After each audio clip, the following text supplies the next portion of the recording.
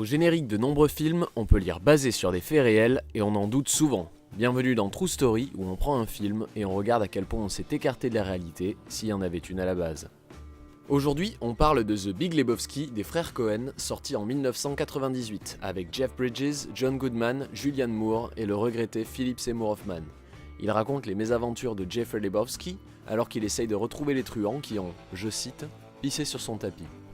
Là, normalement, vous vous dites, attends, quoi ? The Big Lebowski est basé sur des faits réels ? Pas exactement, il est basé sur des personnes réelles, et des événements qui n'ont pas grand chose à voir les uns avec les autres. Et là, vous vous dites, attends, quoi ? Le dude a vraiment existé ? Bah oui, sauf que son vrai nom est Jeff Dowd, et si son nom ressemble à Dude, c'est pas un hasard, c'est le surnom qu'on lui a donné à l'école.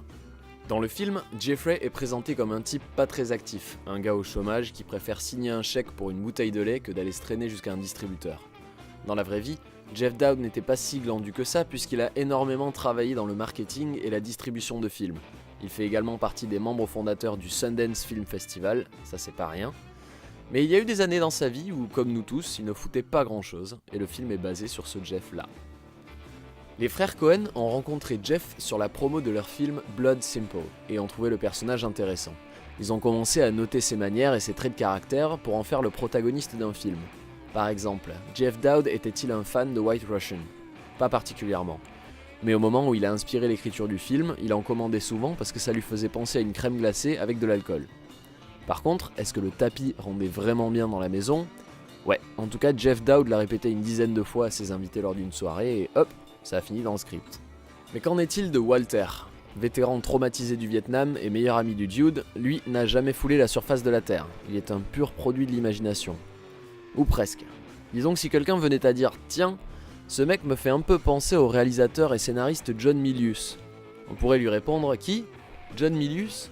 Ce mec bien en chair et barbu avec des lunettes oranges qui adore les armes a écrit une partie d'Apocalypse Now qui parle du Vietnam et se définit lui-même comme un fasciste zen ?» Non, aucun rapport.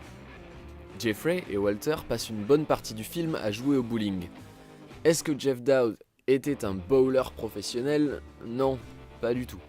Mais les frères Coen ont fait état d'une soirée qui avait été organisée par Jeff dans un bowling et qu'ils y avaient passé un très très bon moment.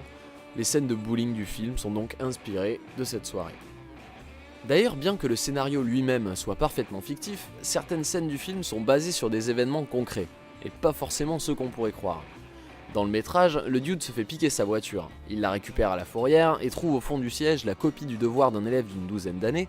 Il se rend ensuite chez le jeune homme avec la copie sous plastique pour le confronter, et se retrouve nez à nez avec un homme sur un lit d'hôpital au milieu du salon.